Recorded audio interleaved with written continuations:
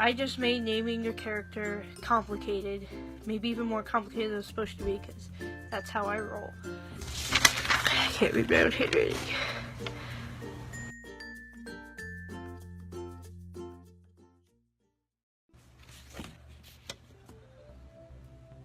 Hello, my name is Kaitlyn, and I am here today explaining how to name your characters, which sometimes comes super easily, you automatically know, but sometimes you actually want to know the formula behind it all. So let's just go ahead and get started then.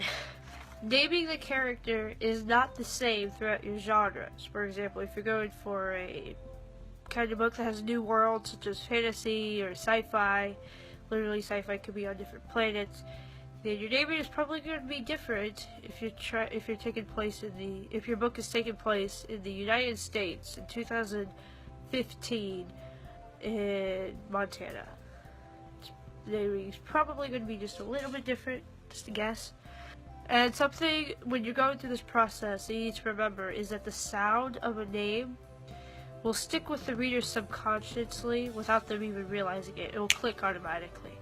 So, and that's the way it sounds. So if it doesn't sound like a pleasant name, they're probably not going to get a good first impression solely on their name.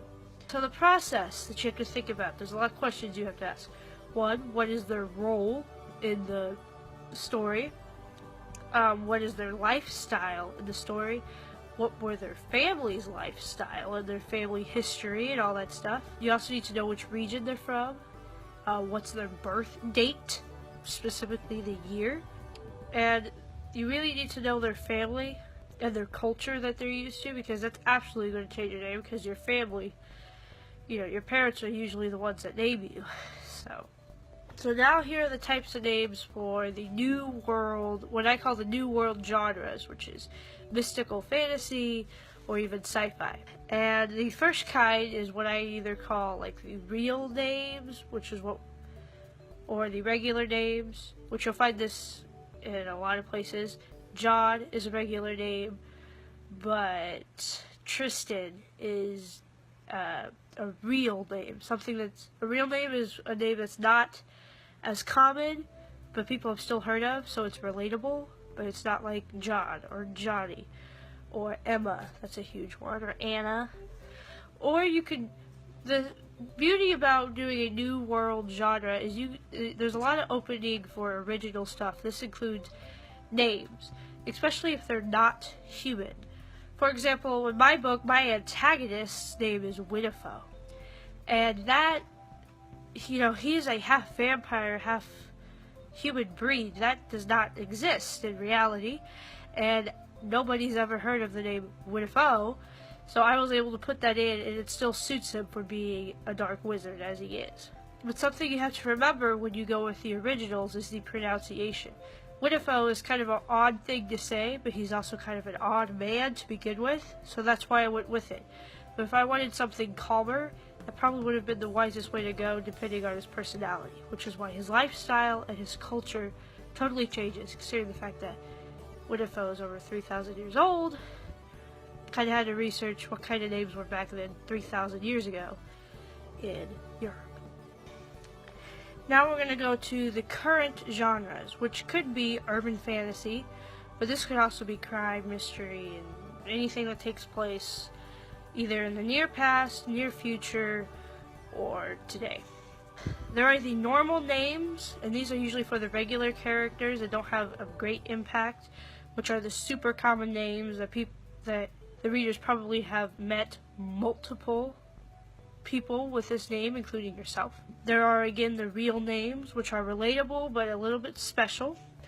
And these are usually great for the big supporting characters and maybe even the protagonist. That way, my protagonist's name is Dalton. And that is something that is really related to Dalton. The only difference is the O and A, which makes him a little bit on the special side, but people can pronounce him easier and still relate as if his name was Dalton. And so, or you could go with a unique name, which is where they're trying to sound fancy. This is usually taking place if they're like from royalty or extremely wealthy. My one of my big leading supporting characters and the love interest of my character, her nickname is Kate, but her real name is Katerina Malachi Pierce. The second, I can't remember her full name. and there's a bunch more to her name. Her name is like 12 different words long. So that and she's also born from a royal, wealthy family 500 years ago. So that also adds to the name, and that's why it's so unique, and that's why also in short she only goes by Kate Pierce. A way for you to actually come up with these names physically is you can make a list. When you meet someone and you like their name, you mark it down. You save it in your phone, save it in a docs. As creepy as that sounds, it works. Or like if you're getting waited on by the restaurant, you read their name tag. Maybe their name is interesting and you're like, you know what, I might be able to use that. So you mark it down. You can also just go on websites. There's hundreds of websites that parents go to when they're trying to find names for their babies. So you can just go on there. Yes, you'll look like you're expecting, but whatever, it's your book. You make up those things. Something you need to remember when you're naming all your characters is that you need to diversify these. They don't all need to be spelt the same, and they shouldn't sound the same. Only 2 of my characters' names sound the same, and the rest are completely different. And also, you have to think about when they were born, back to their birth date, what the trend was then. If their parents typically go with the flow, they're probably going to name their kid something that was popular when their kid was born. For example, my name is Kaitlyn, because in the early 2000s, Kaitlyn was a very common name to give your kid. When you decide what your name is, things you have to ask yourself is, how are people going to react to this name typically? Remember what I said at the beginning, that when they first hear or see the name, it clicks with their subconscious. It's their first impression pretty much.